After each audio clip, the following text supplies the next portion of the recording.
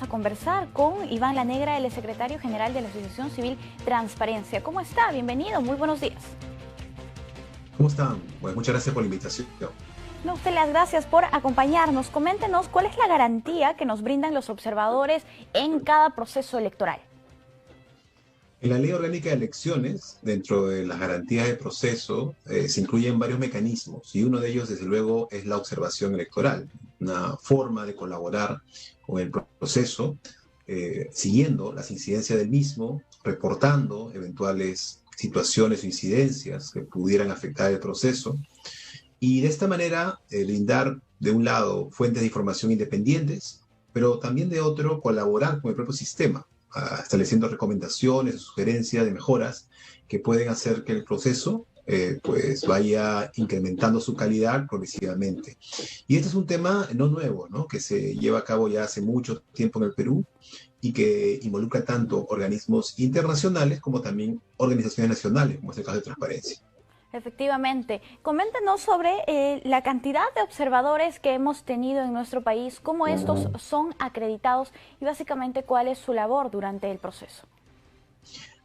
Hay una norma que regula todo el tema de los observadores electorales, una norma que reglamenta lo que está establecido en la Ley Orgánica de Elecciones. Es la resolución número 0307-2020 del Jurado Nacional de Elecciones.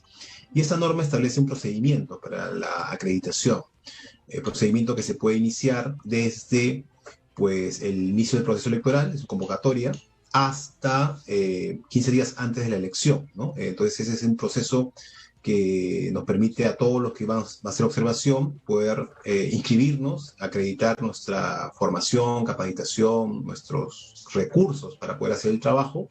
Presentamos inclusive un plan de lo que vamos a hacer y con eso el Jurado Nacional de Elecciones nos acredita.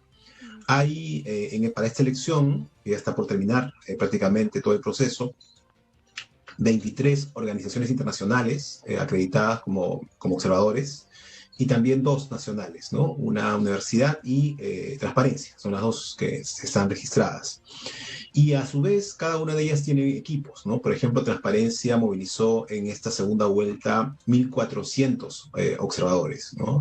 Prácticamente 1.000 en manera presencial, es decir, que estuvieron en 189 locales de votación en todo el país. Y también al extranjero, ¿no? Tuvimos también presencia en 7 centros de votación. Y de otro lado también están las misiones internacionales. De acuerdo a información del jurado, hay 160 personas que participaron dentro de las 23 organizaciones que se acreditaron para esta elección. Y a su vez, ¿no? Todos estos observadores desarrollan actividades, ¿no? Tanto antes, durante y después del día de la elección. Y muchas de ellas emiten inclusive pues comunicados, informes. En el caso de Transparencia, emitimos 2 el día de la elección. Hay otras instituciones, como por ejemplo la Misión de Observación de la OEA, que ha emitido también comunicados, ¿no? Y un informe preliminar ya del resultado del trabajo.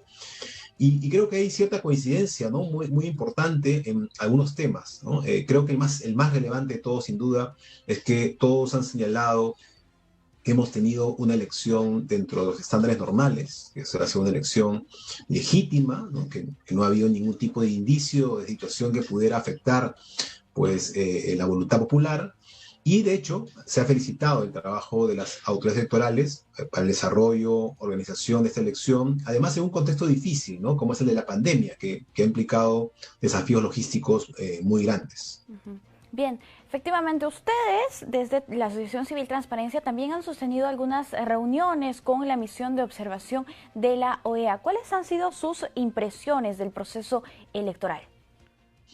Hemos tenido reuniones varias en la primera vuelta, ahora también antes de la segunda vuelta y después de ella incluso, ¿no? Y en esas reuniones hemos intercambiado información sobre lo que hemos pues encontrado, ¿no? En nuestras tareas de campo y hemos coincidido, ¿no? En que existe un proceso pues completamente normal, ¿no? Con todas las garantías que una elección tiene y que en este caso se han cumplido, ¿no? Entonces, eso sin duda es un elemento importante. Ahora, no solamente nos hemos reunido con la misión de la OEA, también hemos tenido reuniones con otros equipos, ¿no?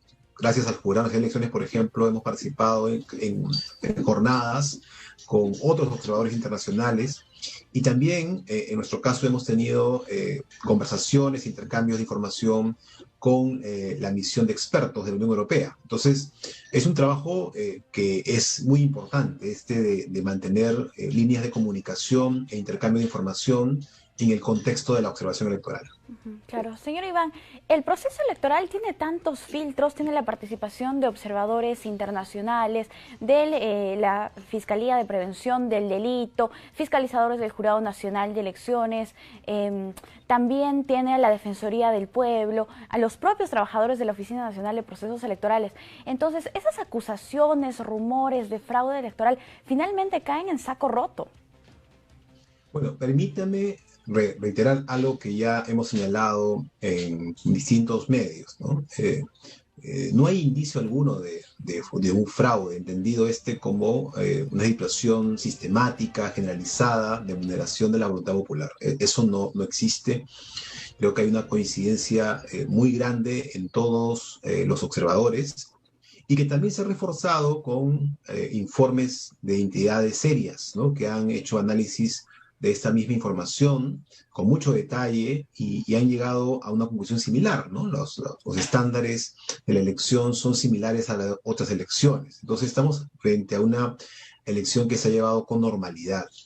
Ahora, esto que le señalo también tiene que ser destacado en un contexto más amplio, ¿no? Que es que durante estos 20 años que vamos recorriendo en este siglo, ha habido un proceso continuo de fortalecimiento del sistema electoral. Hemos ido cambiando reglas, normas, pero al mismo tiempo hemos aumentado las capacidades, ¿no? en esta materia. Y eso es algo que hay que cuidar, ¿no? Necesitamos garantizar un sistema electoral fuerte, no solamente para este momento, sino para las elecciones que vienen, porque es un elemento crucial de cualquier democracia. Y finalmente, una nota, ¿no? Además de los observadores electorales, hay otros actores que también cumplen roles de seguimiento de procesos. Usted ya mencionó el caso del Ministerio Público, también hay que mencionar a la Defensoría del Pueblo. Y además, en el caso de esta última entidad, ellos también han señalado que no encontraron en todo su trabajo de supervisión elemento alguno vinculado con una actuación de las autoridades electorales que vaya a vulnerar la voluntad popular. Entonces, me parece que es una conclusión ya muy sólida el que podemos afirmar con mucha solvencia que no hubo fraude el 6 de junio. Perfecto. En ese sentido, señor Iván, ¿cuál sería el mensaje a los ciudadanos, a los electores y también a los actores políticos en este momento? Necesitamos mucha responsabilidad. Es un momento siempre difícil, el postelectoral, en particular cuando la distancia entre los candidatos es muy pequeña. Y no es la primera vez que hemos pasado por una situación similar. El no actuar con responsabilidad puede tener consecuencias sobre la calidad de la democracia. Actuar con responsabilidad implica aceptar las decisiones del sistema electoral, cumplir con las normas que se han dictado desde hace ya mucho para regular esta elección y aceptar los resultados, ¿no? Que es finalmente lo más democrático. Si quizá habrá un ganador, ¿no? Que algunas personas les parezca que no es el mejor para sus, ¿no? Intereses o para sus preferencias políticas, pero eso siempre ocurre en toda elección. Lo democrático es saber aceptar eso y entender que luego, en 5 años, habrá otra oportunidad para que aquello que es tu preferencia tenga una nueva oportunidad de ganar una elección. Tras este proceso, señor Iván, tendremos una ardua labor de fortalecer la democracia. ¿Cómo tenemos que hacerlo? ¿Cómo tenemos que actuar como ciudadanos? Pero también cómo deben obrar los organismos electorales y las instituciones del Estado. Tras las elecciones, necesitamos construir las condiciones de gobernabilidad para los siguientes 5 años. Hay que entender que hay un marco básico que todos debemos respetar, ¿no? Ese está establecido en la Constitución, en nuestra Constitución, que es más que un texto legal, ¿no? Es un conjunto de condiciones que permiten que los derechos de todos estén debidamente garantizados, que no haya arbitrariedad en el cambio de las reglas, de las leyes, que las autoridades puedan desarrollar su función con autonomía y siempre apegados al Estado de Derecho. Eso es lo que necesitamos salvaguardar en primer lugar. Y a partir de ese punto ya se pueden implementar las propuestas, alternativas, opciones de política pública que pues un gobierno con legitimidad tiene el derecho de implementar.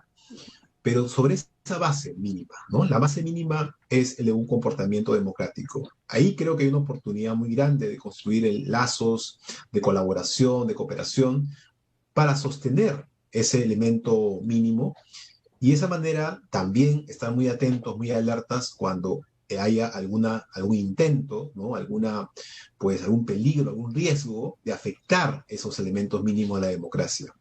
Va a ser un trabajo largo, difícil, pero hay que hacerlo porque es algo que nos ha costado muchísimo lograr, que es la democracia, y necesitamos preservarla más aún en este tercer siglo de vida independiente que inicia el 28 de julio. Perfecto, nos toca en todo caso estar atentos y también vigilantes. Señor Iván, muchísimas gracias por acompañarnos.